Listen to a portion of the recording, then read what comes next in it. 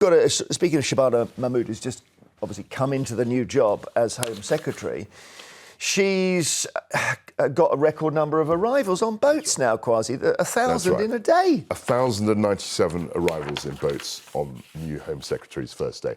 And it's an open secret. The Home Secretary job is probably the toughest job. People have gone about Chancellor and this and that. But the problem with this is that it's been ongoing and it's very, very visually striking. You see a whole bunch of people on dinghies coming to Britain, and there's no other story that shows, you know, how porous, how open our borders are. And people think, well, why can't they get a grip? And this dogged the Conservatives, and I think it's going to dog Labour, actually. And unless they get a grip of this before the election, I think it'll be very difficult for them, frankly, to get re-elected. Well, I'm sure it will. I think it might even bring them down before then. I don't know because in the end, what we're heading for is the reform policy of you round people up on beaches and take them away. I don't know where to. Oh my gosh, Farage himself has said you can't do mass deportations, you can't do that kind of thing. He actually publicly said this, and now he's veered away from it because he sees that it's such a vote winner. This will never come to fruition. And this is the sad thing is, I would just ask people at home, what are their policies that will help you beyond this? Because they've got nothing else. And in fact, if you scratch beneath the surface, everything besides, I mean, this is smoke and mirrors.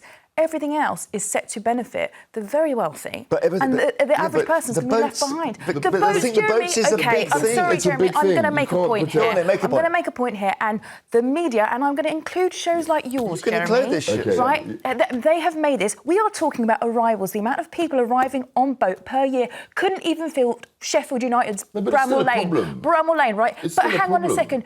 That's a big old stadium. If someone keeps telling you from every angle, from every radio phone, from every newspaper, every panel show, this is a problem, this is a problem, this is a problem. The fact is, this is not the number one problem for people. The number one problem for people is not migrants. Yeah, but it just isn't. And they've been told and brainwashed. There's a misunderstanding of how politics works. I'm just going to say, guys, if and when this ever happened, it was all stopped, they were all deported, your life will not change. Your life will not change. We need to address the core issues here, so look, not boats. We're talking about different things. So there's the illegal migrant issue, these people coming on boats. But then there's also a wider migration point, where you've had millions of people come into Britain. Yeah, but that's legal, that's controlled. That's true, but in most people's mind... If you poll people, the boats are number one priority for people. In most people's mind, not immigration. And what I said earlier about the boats is that they are a symbol, a very visual symbol, of how we've lost control, and that's why people get very exercised. Okay, all right. About